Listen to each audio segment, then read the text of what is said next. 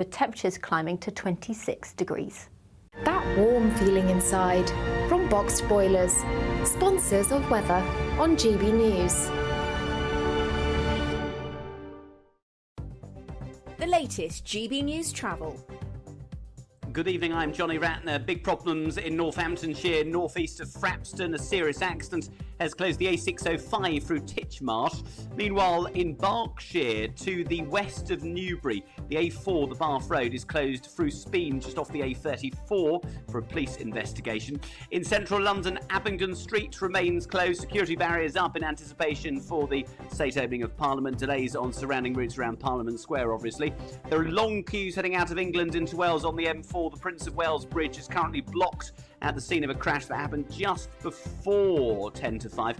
And there are severe delays on the Elizabeth line out of the capital, out of Paddington for Heathrow terminals and Reading following a track fault at Paddington. And Piccadilly line trains can't run Radius Lane to Uxbridge following a points failure at Uxbridge. That's the latest. You can stay up to date throughout the day by visiting our website, gbnews.com. £30,000 in tax-free cash really could be yours. It's our biggest cash prize of the year so far, and you could be getting that winning call from us to tell you that you're our next Great British Giveaway winner. I can't believe this. Oh my God, this is amazing. That is absolutely fantastic. We're over the moon. I've never won anything like this in my life. Oh, it shocks me. I never won a penny in my life. If I was there, I'd buy you a drink. For another chance to win £30,000 in tax-free cash, text CASH to 63232. Text costs £2 plus one standard network rate message. You can enter online at gbnews.com/win. Entries cost £2. Or post your name and number to GB07 PO Box 8690 Derby DE1 9TT. UK only. Entrance must be 18 or over. Lines close at 5 p.m. on the 30th of August. Please check the closing time if listening or watching on demand. Good luck. We're proud to be GB News, the People's Channel, and as you know, we always love to hear your views. Now, there's a new way of getting in touch with us at gbnews.com/yoursay. By commenting, you can be part of a live conversation and join our GB News community. You can even talk to me, Bev Turner, or any of the members of the GB News family. In the GB Newsroom, we bring you the news as it happens. With our team of dedicated journalists across the UK, GB News brings you accurate reporting of the day's topical agenda. When the news breaks, wherever and whenever it's happening, we'll be there. This is GB News, the People's Channel, Britain's news channel. Every Saturday, 10 till 12, we'll bring you all of the news that you need to know. We'll also remind you that there is so much to smile about. It's my favourite time of the week. I get to relax, enjoy some light-hearted stories, and let Ellie teach me about fashion too. That's Saturday Morning Live, every Saturday, 10 till 12. Only on GB News, Britain's news channel.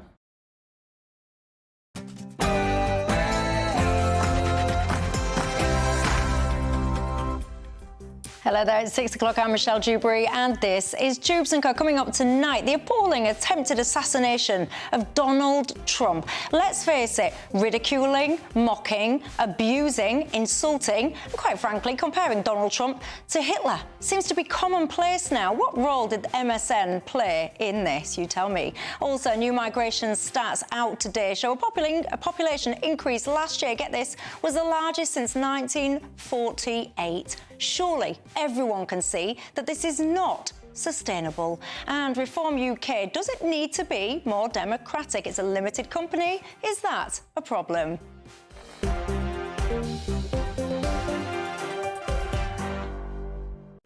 All of that and lots more, and I've got a cracking panel to get stuck into it with tonight. But first, let's get the 6 o'clock news headlines with a legend that is Polly Middlehurst.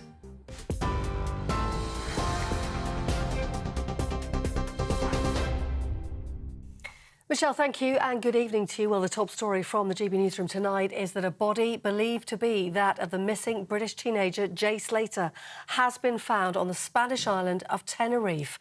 Spanish rescue teams made the discovery in the area where the 19-year-old went missing last month and where his phone was last traced to. That's a ravine in a remote national park on the island.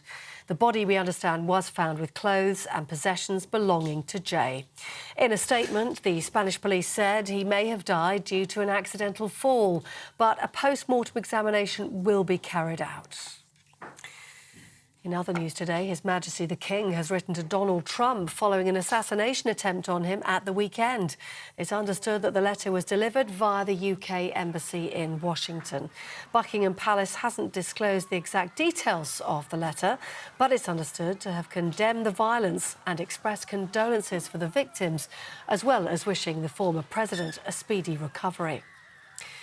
Meanwhile, Donald Trump's classified documents case has been thrown out of court. A Florida judge made the decision after finding the prosecutor in the case had been unlawfully appointed. Mr. Trump says all other cases against him should now be quickly dismissed. However, the decision is likely to be appealed. Meanwhile, Donald Trump is in Wisconsin ahead of the Republican National Convention in Milwaukee, where he's going to be formally nominated as his party's presidential candidate. The former president pumped his fist in the air as he descended the staircase from his plane on arrival. He's due to reveal his vice presidential running mate and on Thursday make a keynote speech. Well, here in the UK, the shadow Foreign Secretary Andrew Mitchell told GB News the threat to Donald Trump has made everyone think about politicians' safety. President Biden put it very well from the Oval Office when he talked about the coarsening of debate and the fact that we need to have a very close look at how we conduct our politics. And I hope that on the back of the elections that we've just been through here, where candidates of all parties, particularly women, suffered the most appalling acts of abuse and were often put in very frightening positions. I hope very much that we can have a sort of national debate now about how we clean that up. Now, a man charged with murder after human remains were found in 2 suitcases on a bridge in Bristol has been remanded in custody.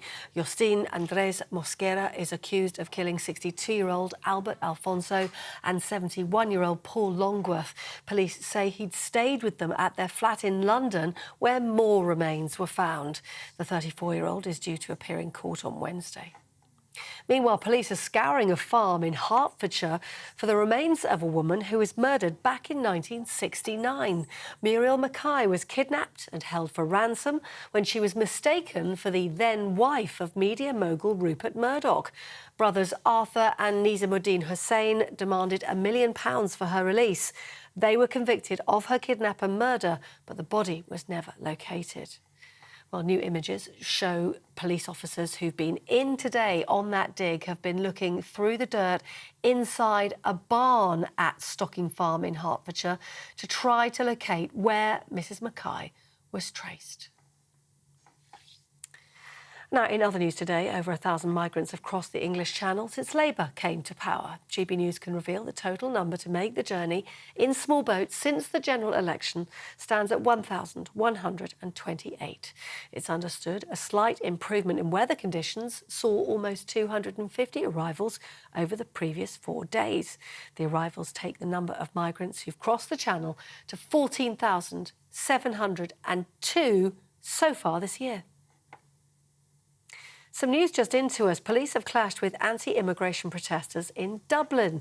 A number of people were arrested after police and fire service personnel came under attack at a site that's due to be deployed and developed into housing for asylum seekers. A makeshift protest camp was set up several months ago to prevent workers from building in the area. Ireland's Justice Minister says she's appalled by the scenes. And as you've been hearing today on GB News, a security scare during the King and Queen's visit to the Channel Islands ended up being a false alarm. The royals were on a 2-day visit on the island of Jersey, and they were pulled away after a member of their staff whispered something into the Queen's ear. They were then quickly taken to a nearby hotel while a full background check was carried out, and their programme was resumed shortly afterwards. Those are the latest GB News headlines for now. I'm Polly Middlehurst. I'm back in an hour. See you then. For the very latest GB News direct to your smartphone, sign up to News Alerts by scanning the QR code or go to gbnews.com/alerts.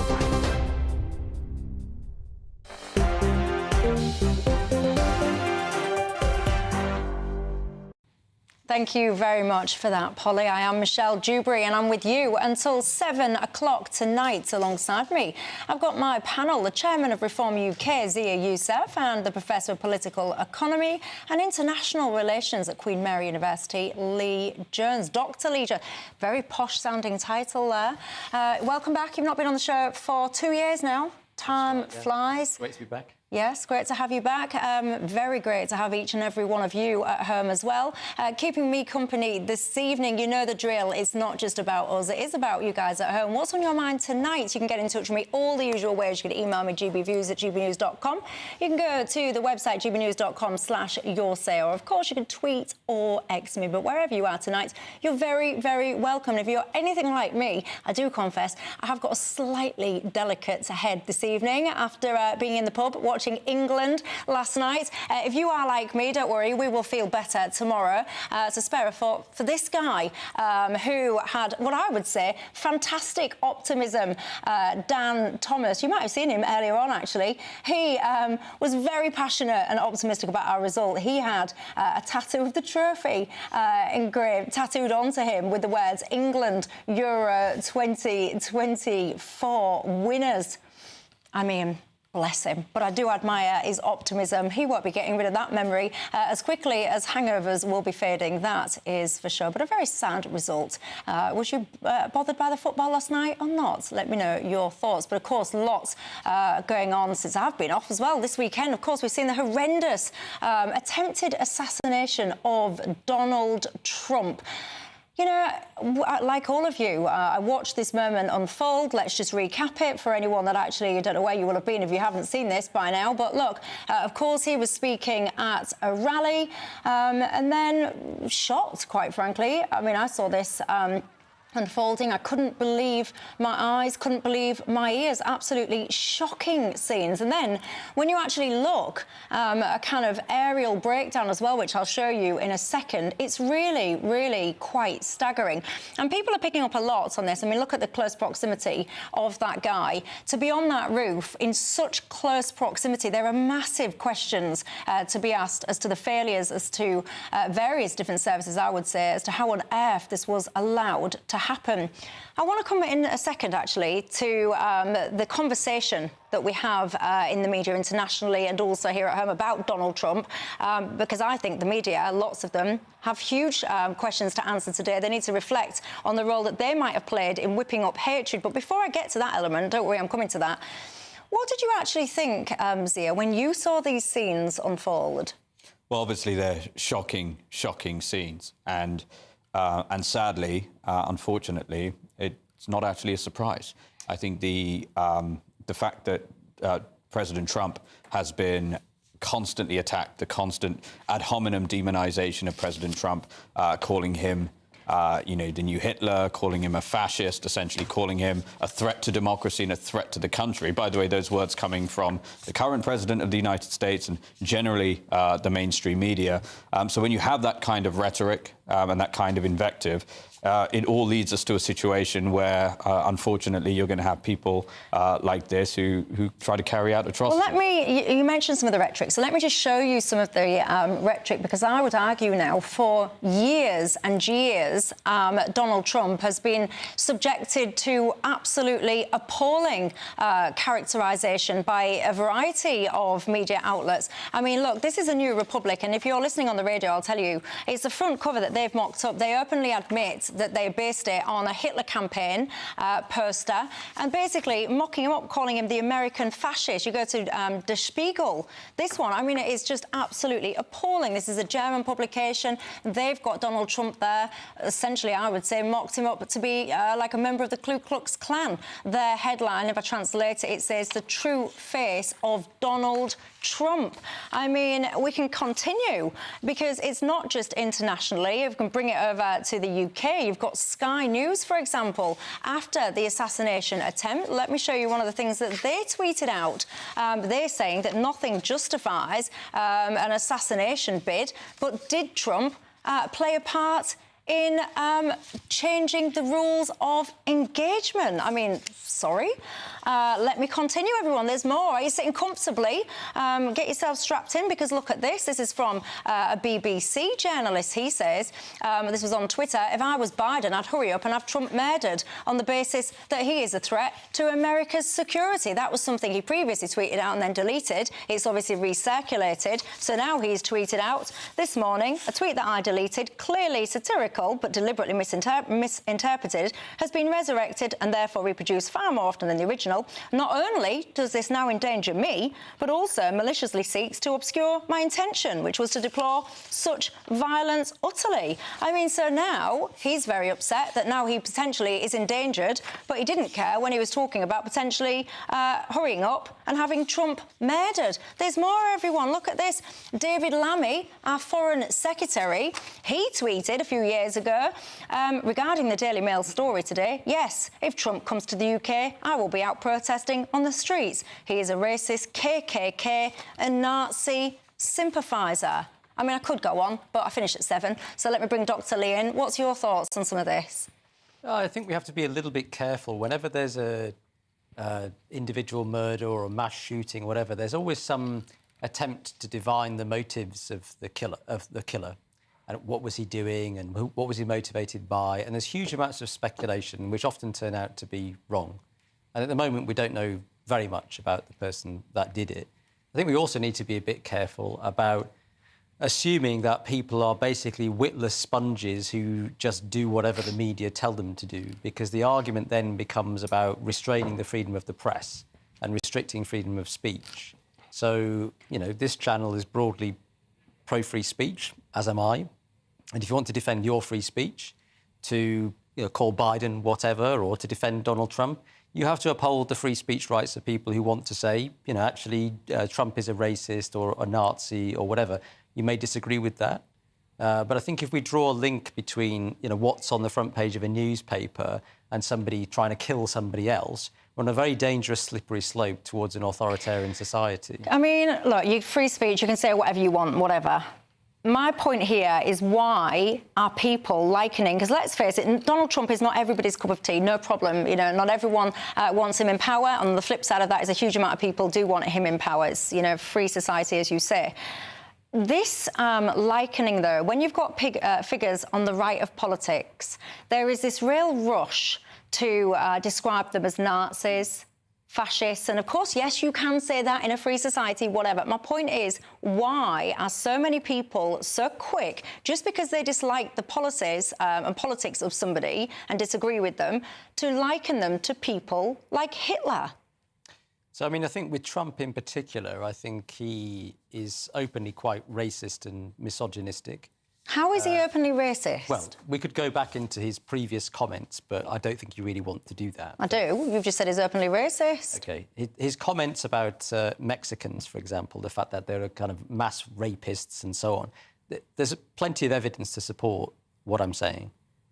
He didn't call all Mexicans all your question to me was, why are so many people... But hang on, he's saying that Aziz's saying he didn't say that. Well, I think what you're referring to is when he announced his candidacy for the presidency, and he talked about how Mexico are not sending their best, and he also said, and many of them are good people. So I think, again, that's a highly selective piece of extrapolation, essentially, in order to cast aspersions on him and to demonise him. Let me come back to your question. Okay, why is it that so often people on the right, people on the populist right in particular, are branded as fascists? They have a carefree attitude with the truth and a insurgent attitude towards democratic and liberal institutions, which worries a lot of people. So Trump's role in the Capitol... But you've just called him racist, and I would say that's a carefree attitude with the truth. No, I think there's... Look, if you want an answer to your question about why the left and liberals use this term, then I'm going to try and give you that answer, right? Which is that this is about the moralisation of politics. It's not about what you stand for or who you represent or what your platform is. It's whether you're a good person or a bad person.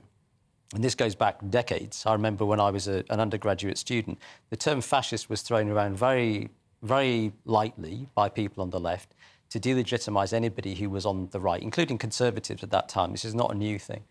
Why is this happening? Because political contestation has narrowed really fundamentally, so that anybody who's outside the mainstream is very threatening to people in the mainstream. And the only way that you distinguish yourself and legitimise yourself is through morally. I'm a good person, I'm not a fascist.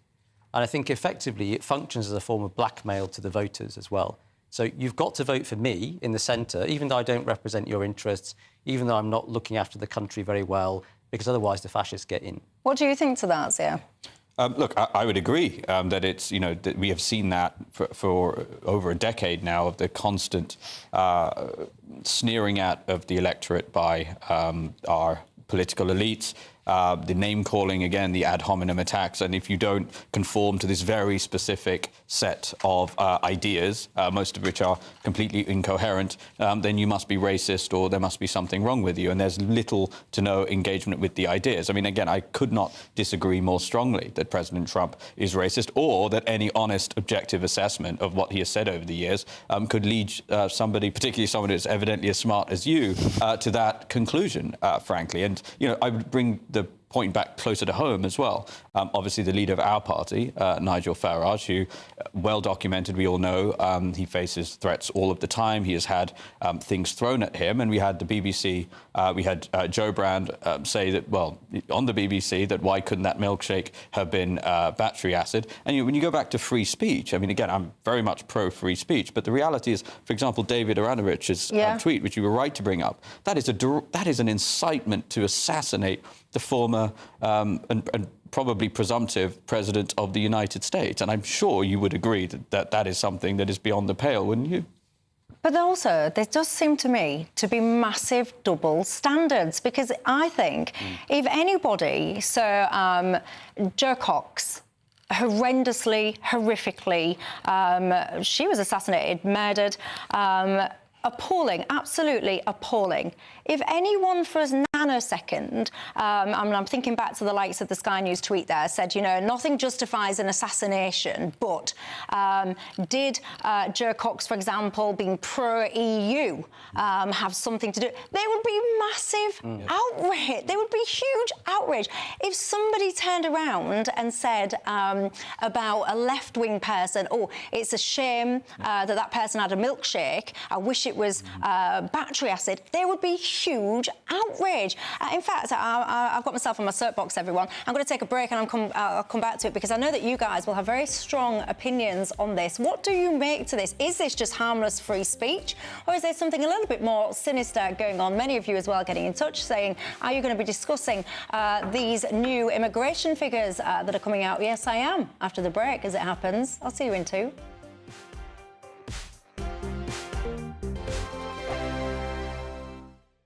Sunday with Michael Portillo from 11, only on GB News.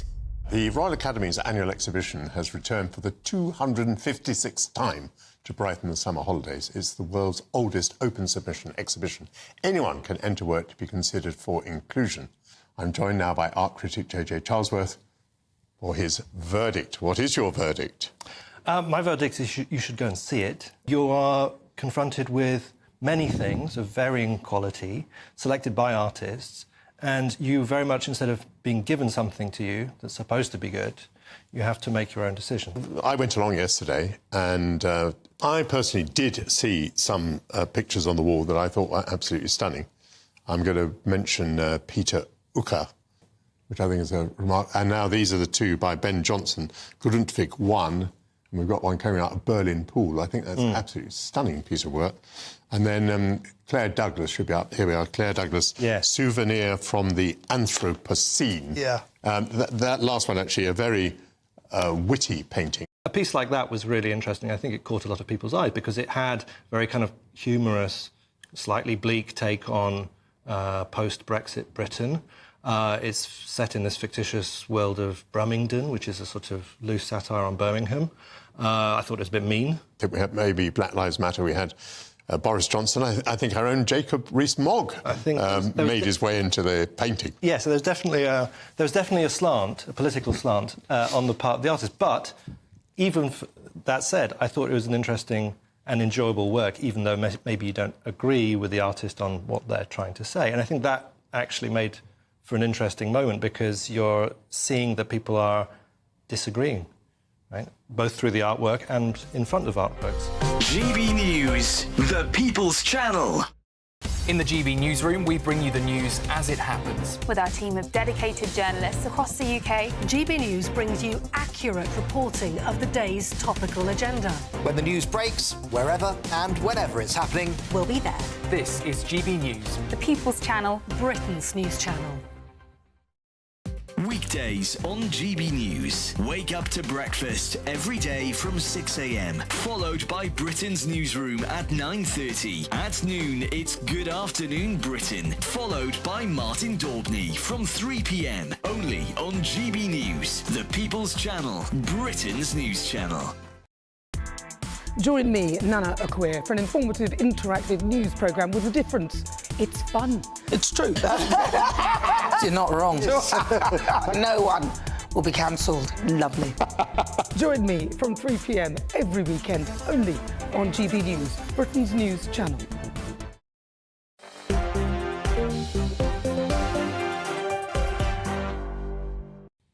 Hello everybody, I'm Michelle Dewberry and I'm with you till 7 o'clock. It's very nice to have your company. Stuart, you've just really made me laugh. On the Your Say, I've just mentioned to you that guy that had his winner's tattoo for England and the Euros tattooed on his body before that actually kicked off. Stuart on the website says, what kind of person has a winner's tattoo tattooed on them before even kick-off? He says they should have had the word moron tattooed on his forehead instead. Goodness gracious, Stuart, you're a harsh man.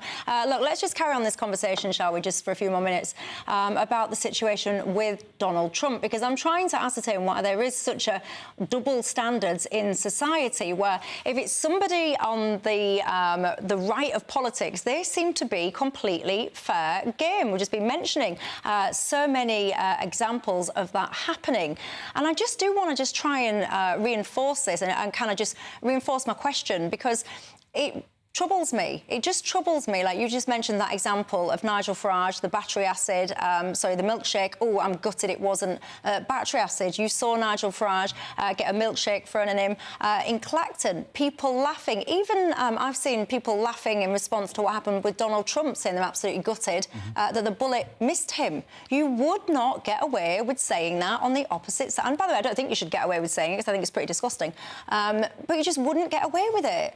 100%. That's exactly true. If it was reversed, if the opposite had happened, if it was a very prominent left-wing politician who had a milkshake thrown at them, and any so-called comedian said that they wished it was battery acid, that person would never be seen on television again. And Joe Brand is still on the television. So that double standard is definitely there. And people should not feel, look, we need our best people coming forward and partaking in the political process in this country. People should not feel like they are having to put their lives on the line in order to do that. And sadly, that is the state of affairs that we have in this country.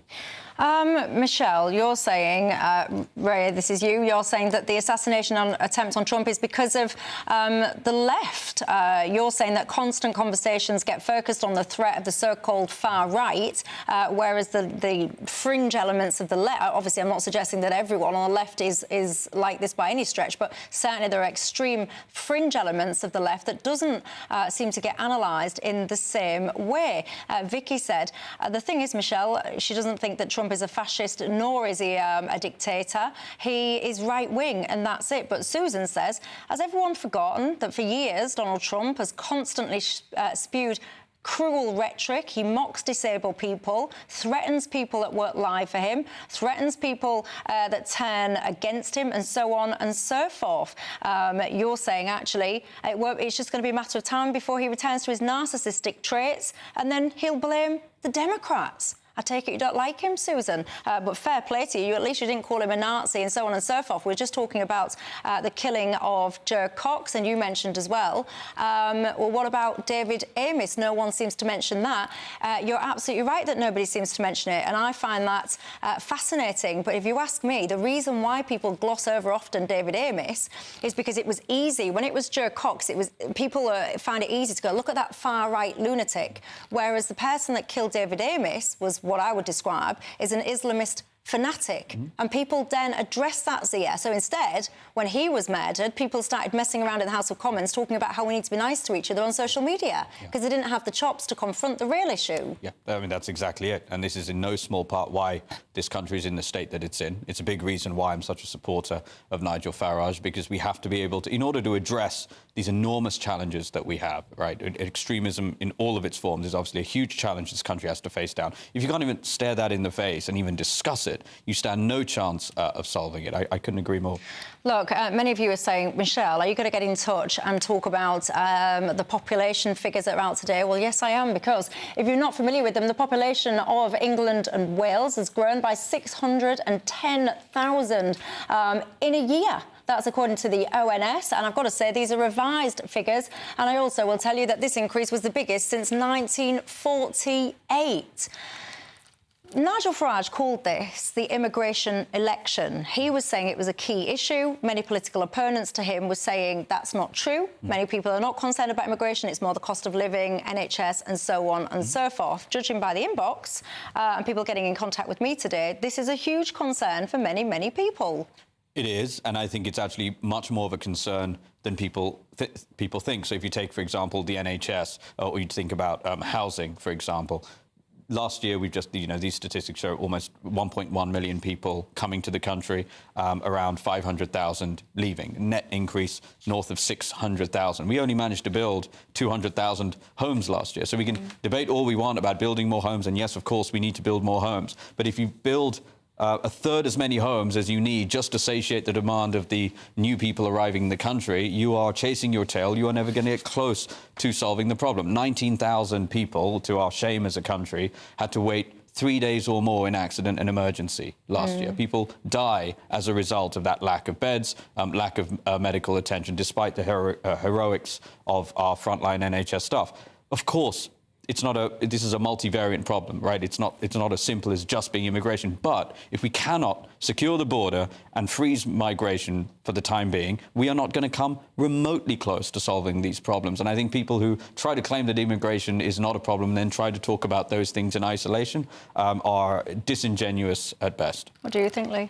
Well, I agree. I mean, this is why it's become a flashpoint issue, because, frankly, most people in this country have felt for decades that immigration is running too high, and that's when it was running in, around 200,000. Now it's tripled that net migration. So they've been crying out for politicians to take action on this since the Blair government, and continuously governments have failed to take action. So there's a real... Why? Why do you think it is? Well, the underlying problem is the British growth model.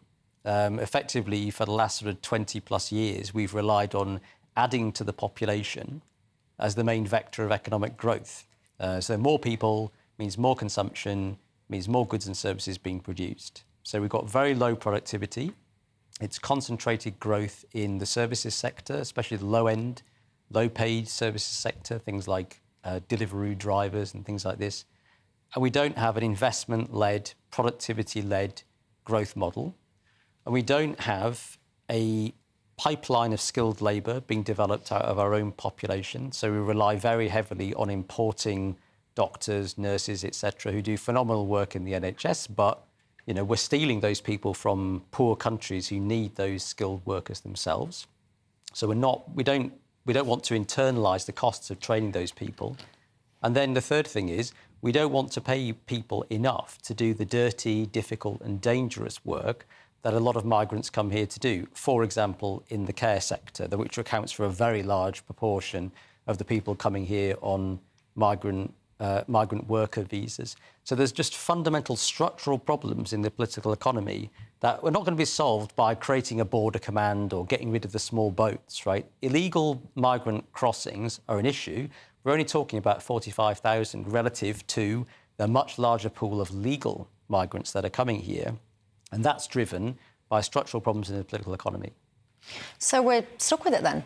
It sounds like. No, well, you're stuck with it if you have this defeatist, fatalistic attitude, and you're stuck with it if you're incompetent, and you're stuck with it if you're cowards, which would be a, frankly, apt description of the government that we've had for the last 14 years. We are not stuck with it if you believe in the enterprise of the British people, if you actually understand the actual drivers of what moves our economy. The fact is that we are sixth in the world in terms of GDP, but we're 21st in the world in terms of GDP per capita, which I would argue is a better proxy for people's quality of life, right? When you need an accident, an emergency bed, or you need a GP appointment, or you're trying to buy a home, you're far less concerned about what the total GDP number is, right? You care a lot more about how much capacity there is for you and what opportunities that are right for you. So, of course, we have to modernise our economy. We have to modernise our civil service. We have to make sure British people get much more for their taxpayers' money. I'd also point out we have around 9 million. We have around about a fifth of our working-age adults who are economically inactive.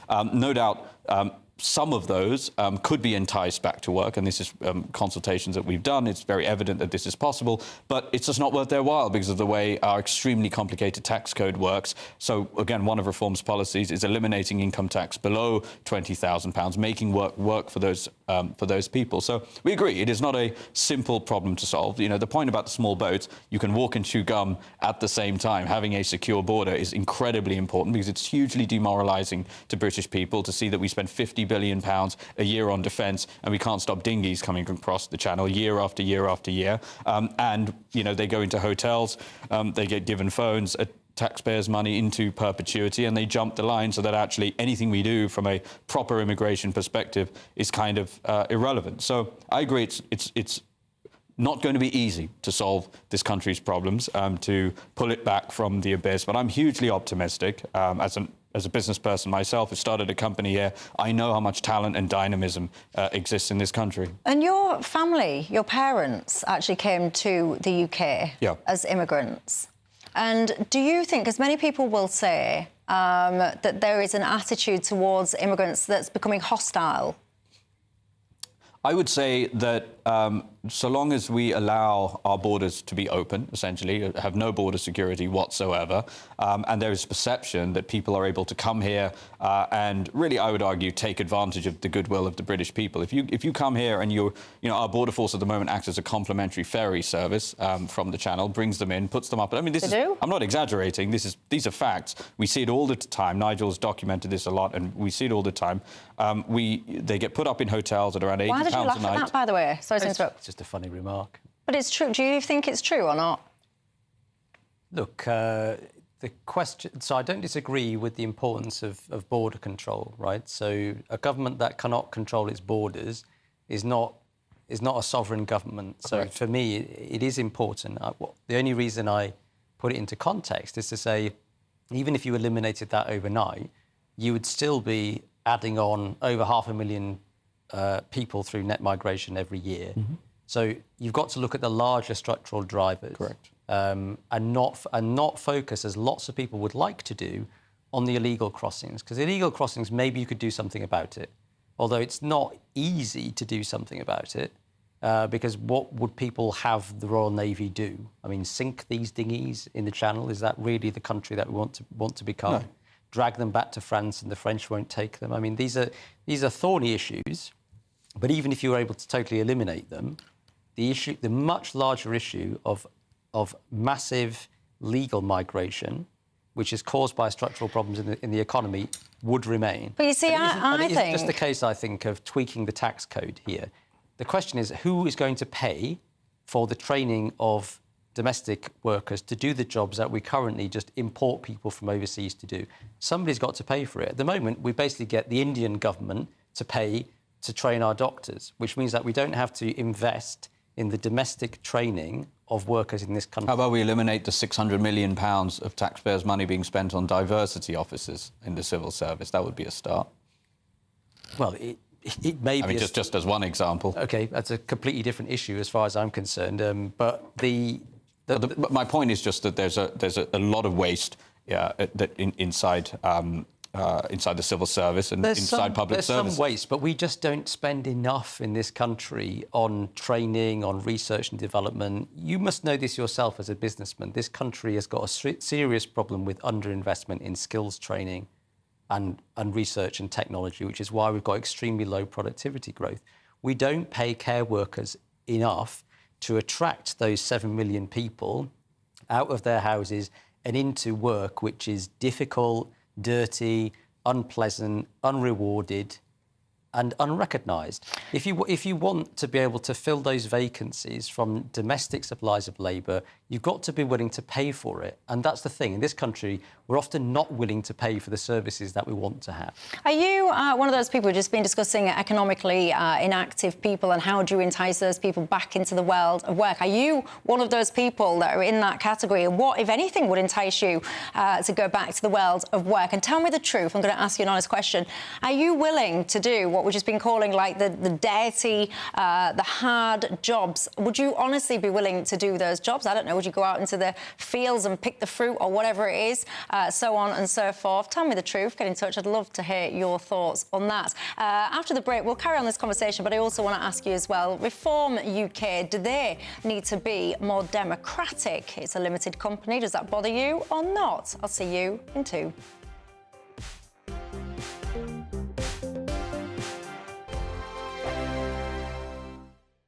Good evening. Welcome to your latest GB News weather update brought to you from the Met Office. Heavy rain will continue in central areas overnight with rain warnings in force. But for many of us, it is going to be a mild night. We've got southwesterly winds as low pressure has been approaching from the southwest and band of rain is pivoting around this area of low pressure, bringing some very heavy rain to central areas of England, parts of Wales as well, where there's a rain warning in force until the early hours of Tuesday. We could see some localised flooding by tomorrow morning. Further north, it will remain largely dry overnight. There's quite a lot of cloud around though, so temperatures holding up into the mid-teens for most of us.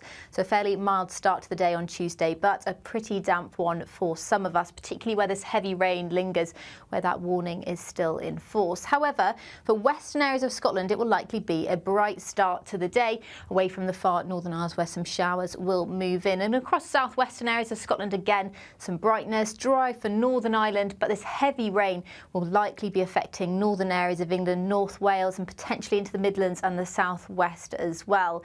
Still quite a lot of cloud around across the southeast too, and that rain's going to continue to pivot around and slowly clear away to the North Sea through Tuesday morning. We're also going to see some heavy showers break out across central areas of Scotland, northern England too, where there is a rain warning in force through much of Tuesday. But from the west, it will turn much drier and brighter as the day goes on Tuesday. So some brightness coming through, not feeling too bad in the sunshine. Temperatures in the high teens, low 20s at best.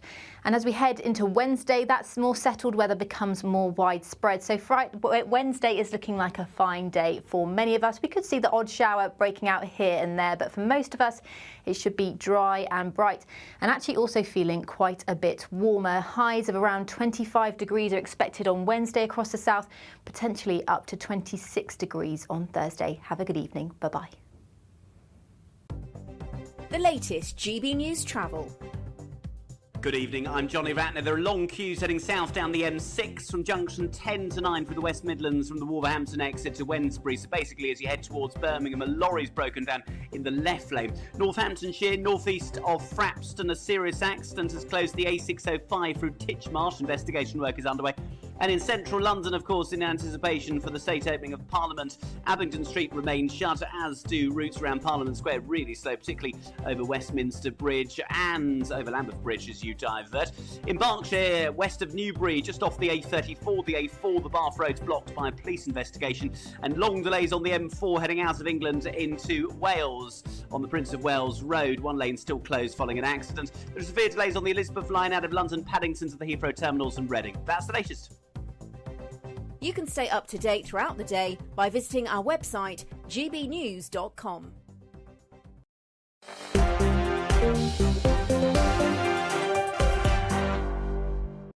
Hello, I'm Michelle Dewberry and I'm with you until 7 o'clock tonight alongside with the Chairman of Reform UK, Zia Youssef, and the Professor of Political Economy and International Relations at Queen Mary University, Lee Jones. Welcome back, everybody. I'm asking you to tell me the truth tonight. These hard, dirty jobs that so many people seem to come into the country to do, would you actually do one of them? Please tell me the truth. I remember in my day, people used to get picked up by the minibuses and off to the fields that they would go, pick whatever fruit it was that was in season. Would you still do that? One of you has got in touch. One of my viewers said, Michelle, you wouldn't even believe the amount of dirty jobs that I already have done in order just to keep myself afloat. You know, is there still a stigma, or should there be a stigma of being able to work, being physically able to work, but choosing to live on benefits? Many years ago, that would be kind of frowned upon and be a little bit embarrassing, quite frankly, if you didn't want to provide for yourself. Is that stigma still there? Should it be there? Would that help things or hinder things? You tell me. Let's talk about Reform UK, because Ben Habib was on this channel a little bit earlier, and there's been lots of kind of focus on the change in personnel there. Let me just turn to you, actually. I was just about to say Zia Youssef became the chairman, and then I just remembered you sat next to me. So you were made the chairman of the party. Ben Habib, he's been a regular panellist on this programme, doesn't seem to have perhaps taken to that most kindly, and it started a conversation about how democratic reform actually is. What's your thoughts on it? Well, look, you know, it makes total sense for Richard Tice to be the deputy leader of the party. Just to be clear, Ben Habib was not the chairman. He was one of the deputy leaders. There were two. Now there's one, and he is in the House of Commons with Nigel, and that makes total sense. I think the fundamental point here is that Reform achieved something incredible, remarkable in this election. In the space of about a month, they were able to get to 4 million votes, 14% of the vote share, 5 parliamentarians, and I would argue all of the momentum. Actually, the data shows that. The Conservatives obviously catastrophically lost a lot of votes versus the last election. Labour lost votes versus the last election. The Lib Dems did too. We won 4 million more, and we are going to make the most of that momentum. We're going to build a national branch structure. We are going to be professionalising the party, and I can tell you we are going to be a real force in the local elections next year.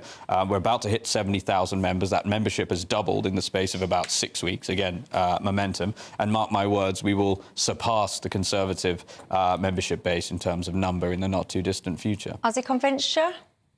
No, I'm afraid not. But I mean, I think what Reform has done is quite remarkable. But to go to your question about the nature of Reform, that Reform is not a political party, is a limited company. It is called Reform UK Party Limited, registered with Companies House. Nigel Farage has the exclusive significant control. The party leaders are shareholders. I, as a Democrat, I think that's a real problem. There is a serious political problem in this country, and it's the crisis of representation. It is the void between ordinary citizens and the political establishment. 60% of people polled before the election say they don't feel represented by any political party. Mm-hmm. That is the fundamental problem in our democratic politics. And it's got to do with the hollowing out of political parties as mass membership organisations, capable of channeling the interests of ordinary people so that they feel they've got some kind of control over their representatives. That's been completely hollowed out. The trade unions have been hollowed out, civic associations have been hollowed out. And so there is this void between ordinary people and their so-called representatives. And it's in that void that populist challengers like Nigel Farage can flourish. Now, the question is, can they fill that void? Can they rebuild the ties of political representation between ordinary people and the state? I think you can only do that if you're really committed to genuine internal democracy within your own political party, which, unfortunately, at the moment, it doesn't seem that they are. Is that fair? Well, look, Nigel Farage and Richard Tice are on the record. I mean, I was at the NEC when Nigel got up in front of everyone on the 5th of July and said, we are going to democratise the party. I've been chairman for about 3 days, last I checked, and that's what we're working on. We're going to be, as I said, building up a branch infrastructure. We are going to be democratising the party. So, look, the party did an astonishing amount with a threadbare budget, with a tiny team, with no national infrastructure, and that structure served the purpose, frankly, the one you're referring to, for where we were. But obviously, we're extremely ambitious. As I said, we're going to be a force to be reckoned with in the local elections next year. We'll be looking at Wales the year after, and obviously have our sights set on achieving something truly remarkable in 2029. But as it stands there, Nigel Farage could just decide, he could wake up tomorrow, decide he doesn't like you, just give you the boot. But so can, the Conservative Party's chairman is also chosen by the Conservative leader, so that's not in any way unusual. It don't worry you? Well, I mean, Nigel's the one who asked me to be the chairman, and I hope to do a really good job for him. But obviously, at the end of the day, that's his decision to make. But again, that is not unique to Reform.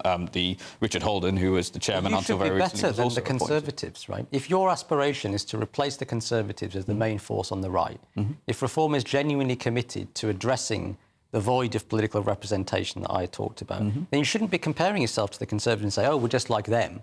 So are you arguing that the leader of a political party should not appoint its chairman?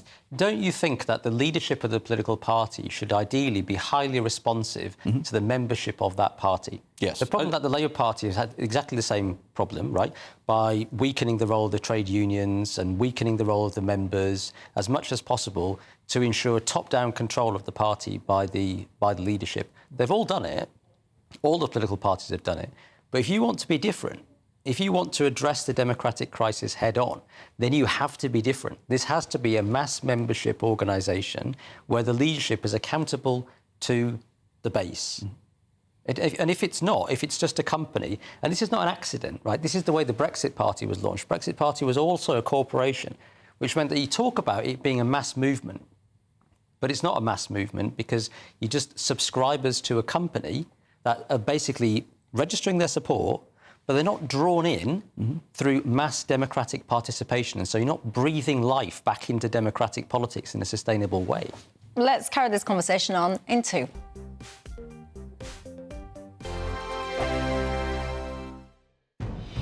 Good afternoon, Britain. Weekdays from midday. No one wants their child to be a fussy eater.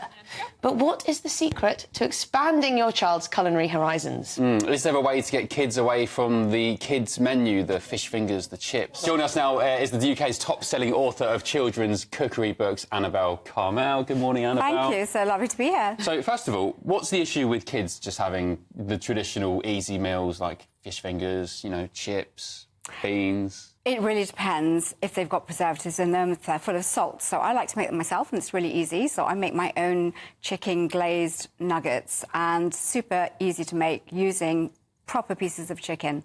You can cook them in the air fryer now, which is absolutely brilliant, so you need to fry them. And I think that it's really important that children grow up loving good food, because they make their minds up by the age of 5 what they like and what they don't like, and it's quite difficult to change their minds after that. But it's good to know that fussy eating is genetic. It's not to do with your cooking. Oh, that's right. Not to say that you can't do something about it. So I've written many, many books, and I have an app with 1,000 recipes on it and a lot of how to make your own junk food, how to make your own isoles out of fresh fruit. Yes. How to make your own pizzas. I make the most amazing homemade pizza. I actually brought you some cookies here. So these are your books here. So my first cookbook, that's for how old children? That's from the age of 1. OK, and you've got a weaning one at the end, the baby one? Yes, that's my very first book. I lost my first child. It was really sad. She died at the age of 3 months. And my second child was the world's worst eater.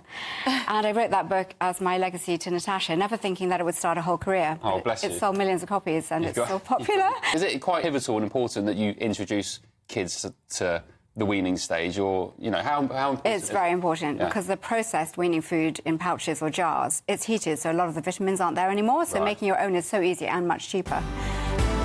GB News, the People's Channel.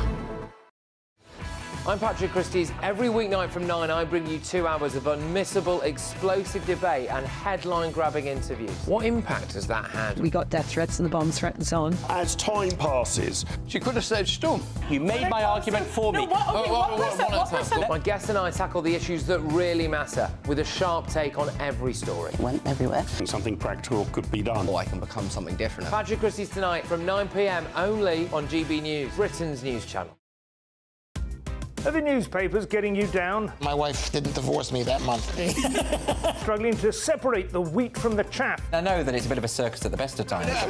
Well, don't worry, Headliners has got you covered. We'll take the burden of reading the day's news, and if we get depressed, who cares? It's an occupational hazard, frankly. That's Headliners on GB News from 11 p.m. till midnight, and the following morning, 5 till 6 a.m. on GB News, the comedy channel. Nah, just kidding. Britain's news channel.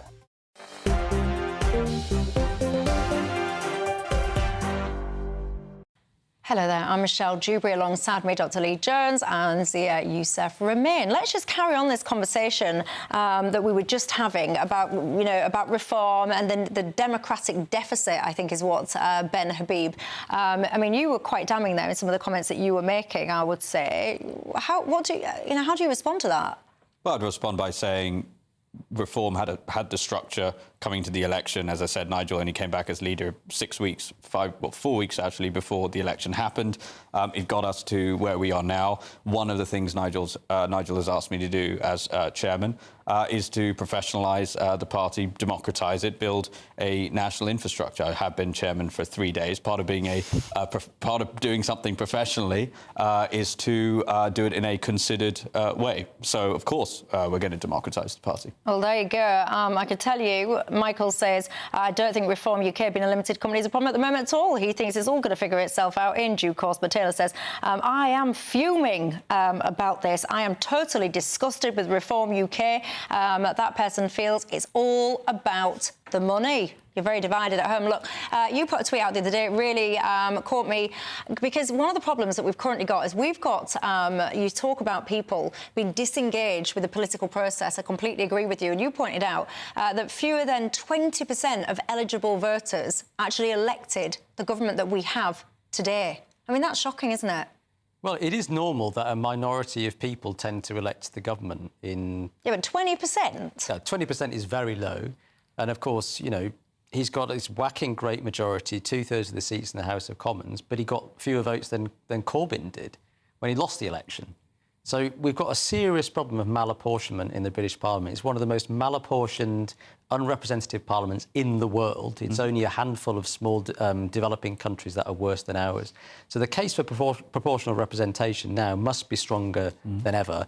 And I'm no supporter of Reform UK, but, Reform UK got a lot more votes than the Liberal Democrats. But again, Liberal Democrats have got 14 times the seats. And proportional representation and political reform is something that you guys are very passionate about. Right, exactly. We've never had more British people unrepresented in Westminster when compared to their vote. And exactly that. It's not only the fact that a fifth of people eligible to vote, just a fifth voted for Labour. It is the fact that they have this walloping historic majority in terms of seats, which just lays bare how unfair the first-past-the-post system has been. I think it will be a sandcastle majority, though, as some people have said. So they don't have a massive popular mandate for political change. Starmer spent the last several years telling people basically nothing's going to change. We're not going to really offer any real change. We're going to offer stability and some tweaks around the edges, which, of course, is not what the country needs. The country does need some radical measures to try to arrest the rot that we can see everywhere in public life. But also, he's just downplayed expectations. So he has no popular mandate. The massive amount of seats that he's got, I think, is not going to translate into a strong, historically reformist government. But on your plans to, democratise the UK, I'm all in favour of proportional representation, but democratise yourself first, and then we can talk about democratising the country. One of my viewers here says, Lee's been very harsh on reform. It's a brand new party, for goodness sake. Millions of us are thankful for them, and we are here to support them. Fascinated to hear your views as well about proportional representation. Let's discuss that on another day. But for now, time flies when you're having fun. That is all I've got time for. Thank you very much, gents, for your contributions, and thank you to each and every one of you for watching and listening tonight. I appreciate it, and I will see you tomorrow. But up next, it's Martin Daubney. Night-night. A brighter outlook with Box Solar, sponsors of weather on GB News. Good evening. Welcome to your latest GB News weather update brought to you from the Met Office. Heavy rain will continue in central areas overnight with rain warnings in force. But for many of us, it is going to be a mild night. We've got southwesterly winds as low pressure has been approaching from the southwest, and band of rain is pivoting around this area of low pressure, bringing some very heavy rain to central areas of England, parts of Wales as well.